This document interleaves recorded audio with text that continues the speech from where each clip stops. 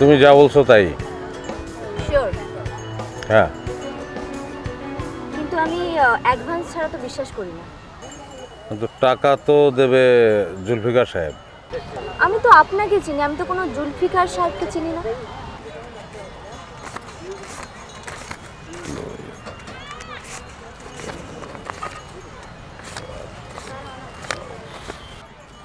আমার কাছে ৮,৭০০ টাকাই আছে, এটা অ্যাডভান্স হিসাবে তোমাকে দিলাম। Thank you.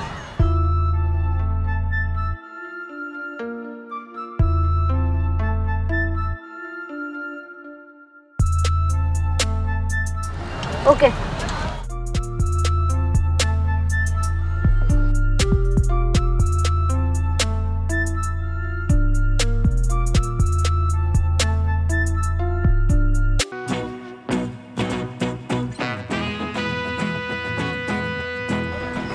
কি হলো হঠাৎ এরকম ভাবে হাত ধরছেন কেন? আমার বউয়ের হাত। সে যখন কাজে নামবো তখন। তুমি বোঝো নাই। কি বুঝি নাই? সেটা বোঝানো যাবে না। মানে?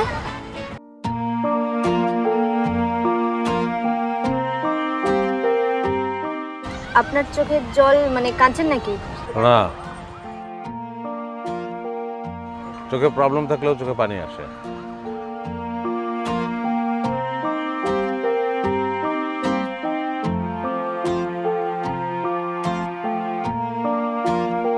খবরদার খবরদার, আমি বলছি তুমি আসবে না। কেন বুঝতেছো না? একা একা তো আমার ভালো লাগতেছে না। হ্যাঁ, তুমি বুঝতে পারছো না কেন? আমি 2 দিনের মধ্যে তো চলে আসবো। না, আমি জানি তুমি 2 দিনের মধ্যে আসবে না, তোমার আসতে আরো লেট হবে, সেই জন্যই আমি তোমার কাছে চলে আসতেছি। শোনো, তোমার আর আমার রাস্তা ক্লিয়ার করার জন্য আমি এখানে আসছি। জাস্ট 2টা দিন ওয়েট করো।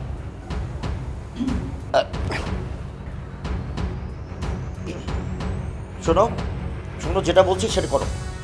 MM গ্রুপের সাথে কাজটা আমরা করতে চাই। হেই, MM গ্রুপ আবার কি? স্যার স্যার বলো, sir sir sir sir sir.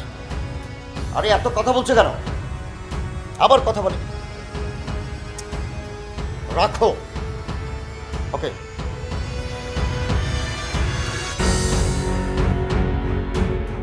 একটা কাজ ঠিক মতো করতে পারে না।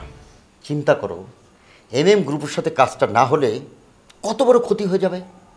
কার? ট্রেনার? মানে শ্রীনা? এটা আবার কে? আরে আমি তো আমার অফিসের ম্যানেজারের সাথে কথা বললাম, আমি যে রুহুল আমিন। না, তুমি তোমার গার্লফ্রেন্ড ট্রিনার সাথে কথা বলছিলে। আরে বাবা, আমার কথাটা বোঝার চেষ্টা করো। দেখো, চেক করো কি নামে সেভ করা আছে। দেখো দেখো। নাম্বারটা যেই নামে সেভ করবে সেই নামটাই শো করবে। কিন্তু আমি জানি ওই পাশে ট্রিনা ছিল। ওকে বলো 3-4টা মাস অপেক্ষা করতে। ডাক্তার এবারও ফেল করবে আর ওর পথটা ক্লিয়ার হয়ে যাবে। টেনশন নিতে নিষেধ করো। তোমাকে ফোনে না পেয়ে রুহুল আমিন আমাকে কল করেছিল। পরশুদিন সকাল 10টায় MM গ্রুপের সাথে মিটিং।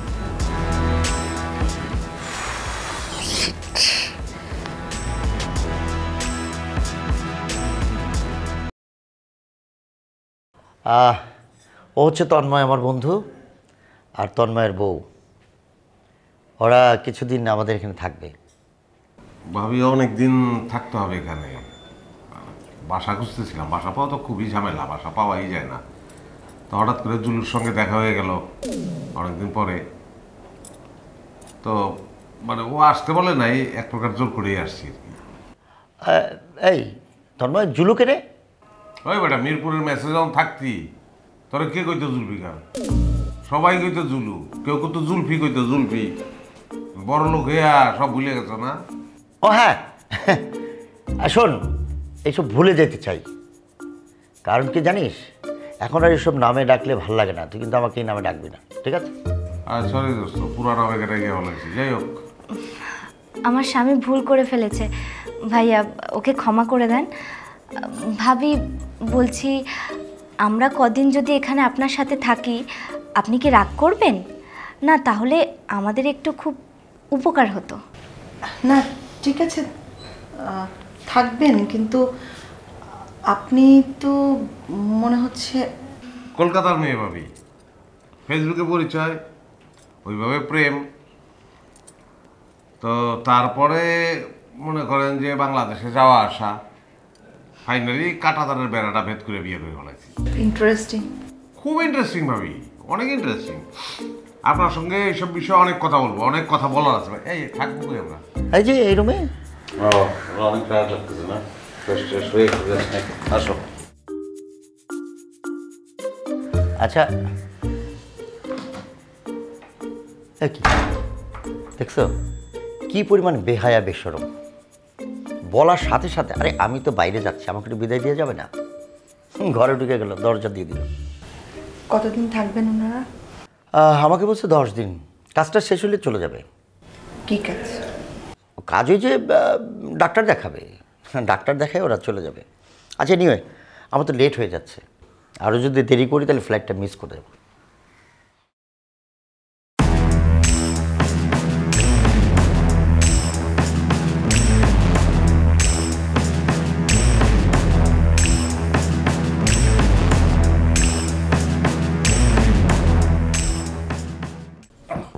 তুমি তুমি তুমি কি আমার সাথে এই খাটে শোবে নাকি? হ্যাঁ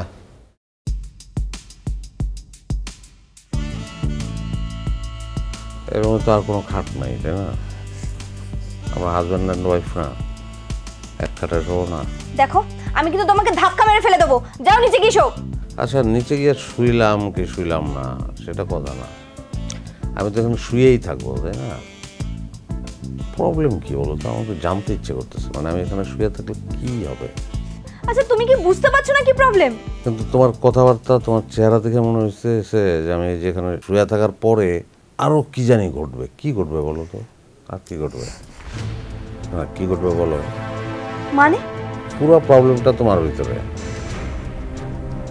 দেখো আমার মনের মধ্যে আছে যে আমি আসবো, এই খাটে শোবো, তারপর প্ল্যান নিয়ে আলাপ আলোচনা করে ঘুমায় যাবো, আর কোনো চিন্তাই নেই। কিন্তু চিন্তাটা তোমার, তুমি টেনশন আছে, তোমার মাথার মধ্যে আছে যে এই লোকটা এই খাটে শোবে, প্ল্যান করবে, তারপরে ঘুমাবে না, অন্য কি জানি ঘটাইবে। সে অন্যটা কি বলো তো? দেখো তুমি কি কিছুই বুঝতে পারছো না? তুমি কি বাচ্চা নাকি? হ্যাঁ ঝামেলাটা তোমার মধ্যে, তুমি সেটা চাইতেছো। তুমি কি বলতে চাইছো? আমি এই সমস্ত কিছুই ভাবিনি। প্লিজ আমার সাথে এগুলো করো না। আমি কিন্তু গুফরানকে কথা দিয়েছি, আর আমি ওকে ভালোবাসি। তো গোফরান কি জানবে নাকি যে আমরা কোথায় আছি, কি করতেছি? কিছুই জানবে না গোফরান। আচ্ছা ঠিক আছে, আমি বুঝলাম যে গুফরান কিছুই জানবে না, কিন্তু আমি কি নিজেকে ক্ষমা করতে পারবো? তাহলে কষ্ট করে একটা কাজ করতে পারবা? কি? একটু পরে নিচে বিছানাটা করো। এতক্ষণ দুষ্টামি করছি আমি।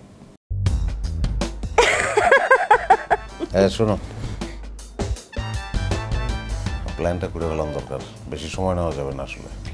এটা তো 1-2 বিষয়, আমার সমস্ত প্ল্যান হয়ে আছে, এবার শুধু কাজটা করতে হবে।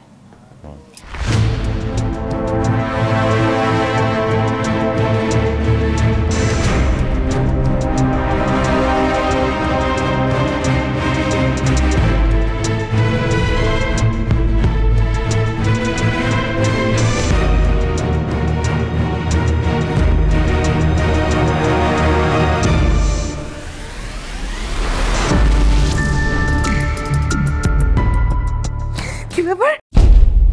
না আসলে ভাবে আসার পর থেকে সালাম করে হয়নি তো, তাই। আসসালামু আলাইকুম। আপনাদের কি বালিশ লাগবে? না লাগবে বালিশ।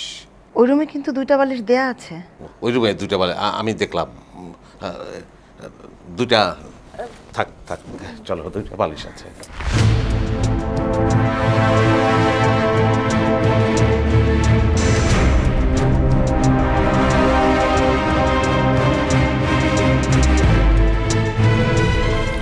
আরে তোর এটা ফালতু প্ল্যান, পোস্টমর্টমে ধরা পড়ে যাবো, বুঝে বলবে যে শ্বাসরোধ করে হত্যা করা হয়েছে।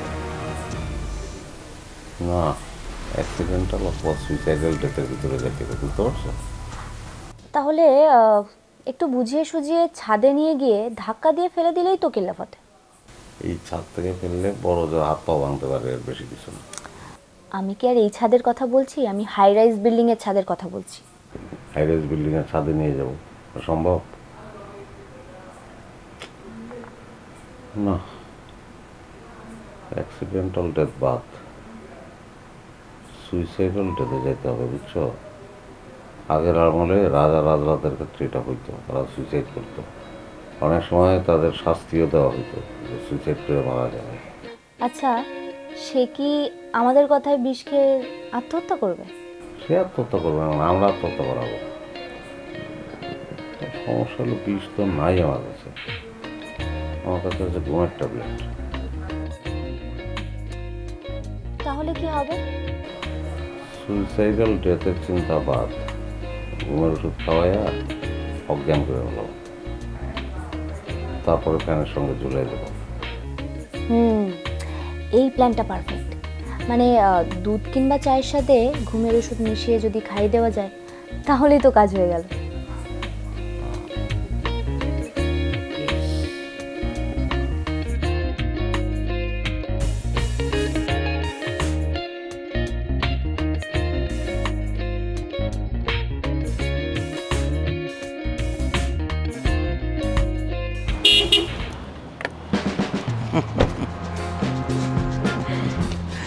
আরে আরে, দাঁড়াও দাঁড়াও দাঁড়াও, ওপেন জায়গা, মানুষজন দেখে কি বলবো? ছাড়বো না, কোনো দিনও ছাড়বো না। 7 দিন ধরে তোমাকে দেখি না, একদম পাগলের মতো হয়ে গেছে। আমি তোমাকে অনেক অনেক বেশি ভালোবাসি। মিথ্যা কথা বলতেছো, তুমি আমার চেয়ে নয়নাকে বেশি ভালোবাসো। একসময় বাসতাম, এখন না। এখন আমার জীবনে শুধু তুমি আর তুমি। তাহলে নয়নাকে নিয়ে ওখানে এতদিন পড়েছিলে কেন? রাস্তা ক্লিয়ার করার জন্য। তোমার আর আমার মাঝখানে কাউকে রাখবো না। সত্যি কথা বলছো? 2টা দিন অপেক্ষা করো, দেখো সত্য কিনা, সবই দেখতে পাবা। অত কিছু আমার দেখা লাগবে, চলো না আমরা আজকে বিয়ে করে ফেলি। বিয়ে তো করবোই, তুমি 2টা দিন অপেক্ষা করো, বিয়ে করা যাবে, সব কিছু শেষ হোক তারপরে বিয়ে করবো। আরে আরে কই যাও তুমি? হ্যাঁ, 2টা দিন ওয়েট করতে যাচ্ছি।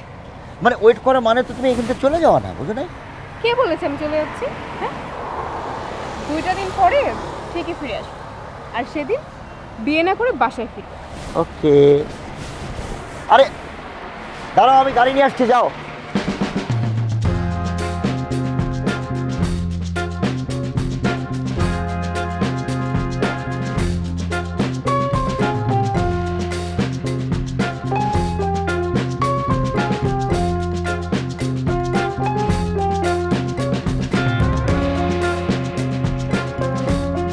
বুঝলেন ভাবি, আমার বাপ দাদা 14 গোষ্ঠী জেসমিনকে মেনে নিছে। প্রবলেম খালি ওই মীর গুফরান। মীর গুফরান কে? আমার শ্বশুর। কি বললে? মীর গুফরান তোমার শ্বশুর? ও সরি, না শ্বশুর না, আমার সম্বন্ধী। আমার শ্বশুরের নাম মীর আরমান। আসলে জীবিত অবস্থায় দেখি নাই তো, সে কারণে ভুলে যাই। মির্জাপুরের বংশধর। আপনি কিন্তু অনেক মজার মানুষ তন্ময় ভাই। চা খাবেন আপনারা? হ্যাঁ, চা খাবো, কিন্তু চা তো আমি বানাবো, এই তন্ময় হাসান চা বানাবো। এই তুমি বলো না ভাবি, কি মানে আমি কেমন চা বানাই বলো? জি ভাবি, ও সত্যিই খুব সুন্দর চা বানায়। ঠিক আছে, তাহলে হয়ে যাক তন্ময় হাসানের স্পেশাল চা। জি, জাস্ট 5 মিনিট। হেল্প লাগলে ডাকবেন। হ্যাঁ।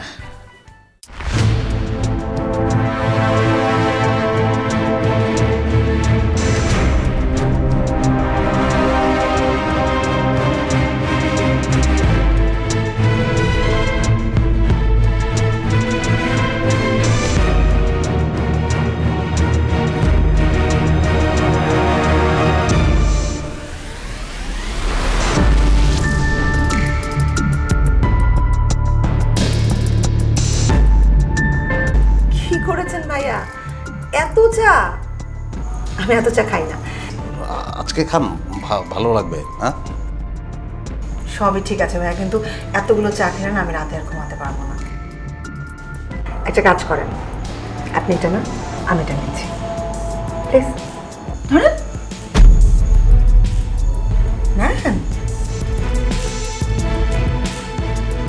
আমি এটাই খেয়ে নিচ্ছি।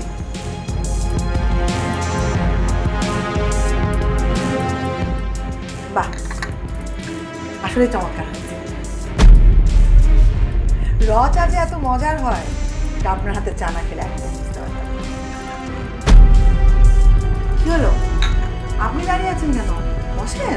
হ্যাঁ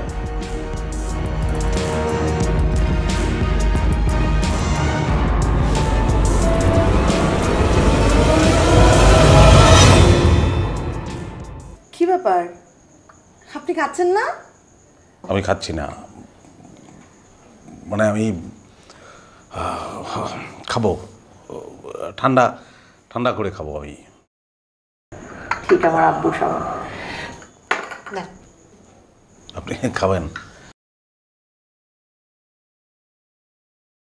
আব্বুকে যেভাবে চা ঠান্ডা করে খাওয়াতাম সেভাবে আপনাকে চা খাওয়াবো। আপনি একটা চুমুক দেন। একটা কেন, আমি তো কয়েকটা চুমুক খেয়েছি। খুব মজা হয়েছে আপনার চা। আর এভাবে যখন আপনি চা খাবেন তখন সেই চায়ের সাথে না একটা এক্সট্রা স্বাদ যোগ হয়। চুমুক দিয়ে দেখেন সত্যি বলছি কিনা।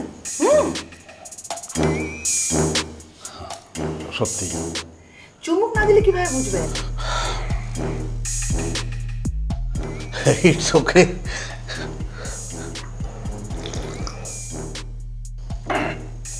অপূর্ব। বুঝতে পেরেছি, আমার আর চা খাওয়া হবে না। আব্বুর সাথে যখন চা খেতে বসি সেম ঘটনা হয়। আব্বুকে চা ঠান্ডা করে খাওয়াতে খাওয়াতে আমার চাটা ঠান্ডা হয়ে যায় আর চা খাওয়াই হয় না। সরি, আমার ফোনটা বাজছে। আপনি না ভাইয়াকে ভেবে দেন। হ্যাঁ,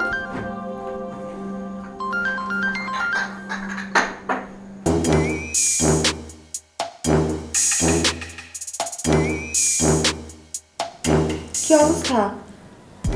আবারও বমি হয়েছে? বমি আর বমি, এতবার বমি করলাম, প্রেগনেন্ট হয়ে গেলাম নাকি? আসলে পিরিচে জীবাণু ছিল। আমি খুব সরি ভাবি। আরে না, আপনি কেন সরি বলবেন? সরি তো আমার বলা উচিত। জোর করে তো আপনাকে আমি চাটা খাওয়ালাম, এখন আমারই খারাপ লাগছে। এত অসুস্থ হয়ে গেলেন। আর সব হজম হয়, আর জীবাণু হজম করতে পারি না ভাবি। আচ্ছা, অসুবিধা নেই, আপনি একটা কাজ করেন, ঘরে যান, গিয়ে একটা ফ্রেশ ঘুম দেন। আমার মনে হয় ঘুমালে আপনি অনেকটাই সুস্থ হয়ে যাবেন। তাছাড়া আগামীকাল তো আমাদের সমুদ্রে যাওয়ার প্ল্যান আছে। আমার মনে হয় সমুদ্রে গেলে আপনি আরও বেটার ফিল করবেন। এখন যান, ঘুমিয়ে পড়েন। Okay, good night. Good night. Good night.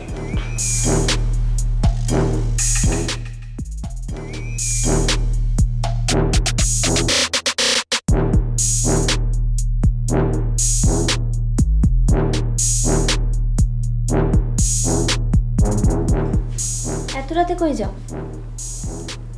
বিষ আনতে। সমুদ্র পাড়ে তো ডাব পাওয়া যাবে, ডাবের ভিতর বিষ মিশিয়ে দেবো, খেলা শেষ।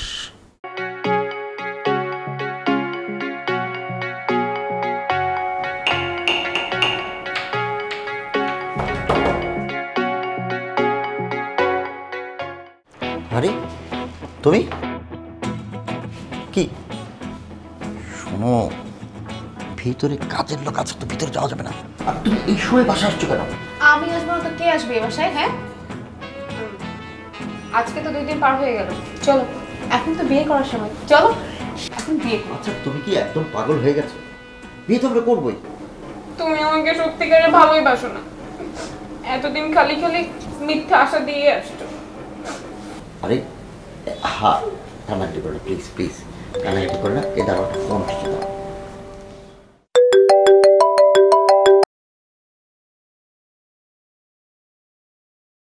বস, সব কিছু আন্ডার কন্ট্রোলে। আন্ডার কন্ট্রোল গোষ্ঠী মানে কাজটা করছিস কিনা সেটা বল। কাজের 15 আনা হয়ে গেছে, 1 আনা বাকি। বিষ আমার হাতে, খালি খাওয়াই দেবো, খেলা শেষ। 2 জন মানুষ একটা মানুষকে খুন করতে পারতেছিস? তাই তোরা কি কিলা নাকি ভুয়া কিলা? আরে দূর চিল্লেন না, হয়ে যাবো সবুর। মারতে পাঠাইছেন, একটা শর্ত তো তুলে দিয়েছিলাম, শর্তটা তুলে নিলে তো বউটাকে খেলা হয়ে যেত। হয়ে যাবো, কালকের মধ্যে হয়ে যাবে। কোনো শর্তবর্ত নাই। আমি একদিনের মধ্যে দেখতে চাই ও কিল হয়ে গেছে, আর কোনো কথা বলতে চাই না। আচ্ছা ঠিক আছে, চেষ্টা করতেছি। রাখেন বস। ওকে রাখুন।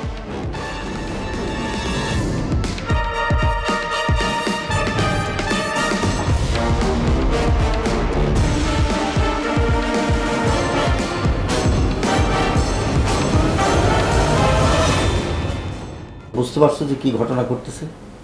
তো এখন আর কোনো টেনশনের কিছু নেই। চলো তোমার আমি আগে দিয়েছি, চলো চলো গাড়িতে নামাই দিয়েছি।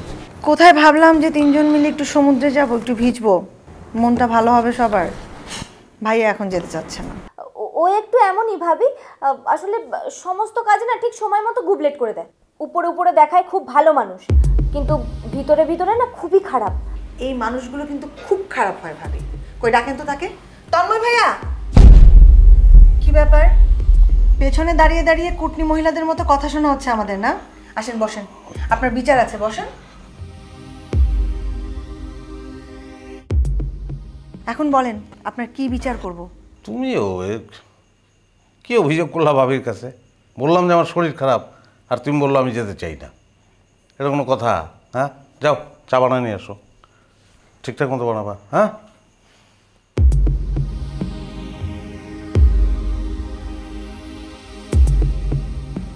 আসলে হয়েছে কি ভাবি, আসলে রাত্রে অনেকবার টয়লেটে গেছি।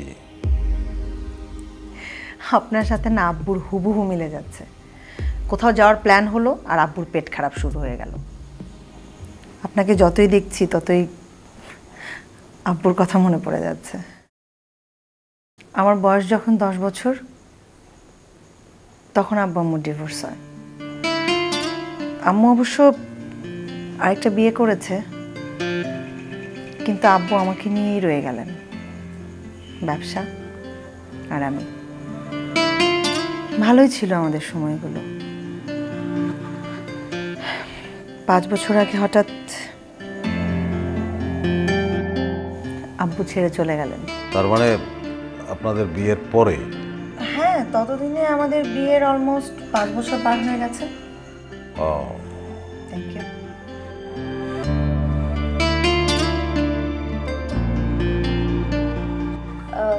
আপনাদেরও তো প্রেমের বিয়ে, তাই না ভাবি? হ্যাঁ, 3 বছর প্রেম করার পর জুলফিকারকে আব্বুর সাথে দেখা করে। আব্বুকে খুব পছন্দ করে, তারপর ধুমধাম করে আমাদের বিয়ে দিয়ে দেয়। প্রথম 5টা বছর আমাদের না খুব ভালো কেটেছে। আব্বু মারা যাওয়ার পর আমি জানতে পারলাম আমি মা হতে পারবো না। তারপর থেকে জুলফিকার কেমন যেন চেঞ্জ হয়ে গেল। ভাবি চা ঠান্ডা হয়ে যেতেছে, মানে খাইতে খাইতে কথা বলেন। জুলফিকারের এতটাই পরিবর্তন হয়েছে যে ও এখন আমাকে মেরে ফেলতে চাইছে।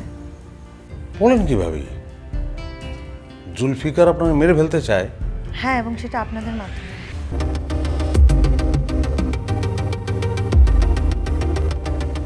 আপনি জুলফিকারের বন্ধু না, কন্ট্রাক্ট কিলার। এবং জুলফিকারের সাথে আপনার মিট হয়েছিল হাতের ছেলে। কিভাবে জানলাম? তন্ময়, আপনি তো প্রফেশনাল কিলার নন, তাহলে জুলফিকার আমাকে মারার জন্য আপনাকে চুজ করলো কেন? মানে উনি আমার সঙ্গে সম্পর্কটা করে ধীরে ধীরে। আমি প্রথমে বুঝতেই পারি নাই।